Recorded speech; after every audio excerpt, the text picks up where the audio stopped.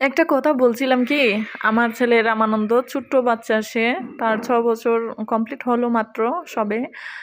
তো সে আমাকে এখন থেকেই মাঝে, মাঝে আমাকে না জানিয়েই সে ক্যামেরা অন করে রাখে, ভিডিও করে। তো যেমন এই ক্যামেরাটি, এই ভিডিওটি সে নিজেই একা একাই করেছে, আমি জানতামও না। তো ভিডিওটি অনেক বেশি নড়াচড়া করতেছিল। সেটা বিষয় না, বড় বিষয় হচ্ছে যে তার মধ্যে যে এই ধরনের একটা টেনডেন্সি যে মা কিছু করলে যেহেতু মা যেহেতু ব্লগ বানায়, তো এরকমই তো করে, তো আমিও একটু ভিডিও করে দিই। তো আমি এই সবকিছু মিলিয়ে আমি ভাবলাম যে কোনো এক সময় যদি কৃষ্ণের কৃপায় ভালো প্রচার কৃষ্ণভক্তি বা দৈনন্দিন কৃষ্ণভক্তি অনুশীলনটা যদি ভালো রেসপন্স পাই, তাহলে যদি কন্টিনিউ করি, তাহলে তো একদিন অনেক বড় কন্টেন্ট ক্রিয়েটর হব। তখন আমার ছেলে হবে ক্যামেরাম্যান। ছেলে ক্যামেরা করে দিবে, ভিডিও করে দিবে।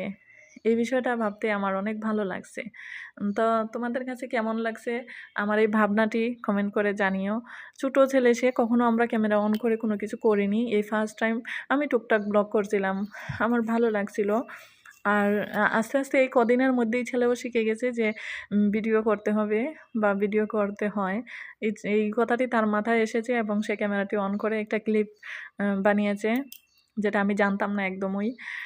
তো আমার ছেলে যদি আমি যদি একসময় অনেক বড় কন্টেন্ট ক্রিয়েটর হই, আর আমার ছেলে যদি আমার ক্যামেরাম্যান থাকে, আমার ভিডিও এডিটর হয়।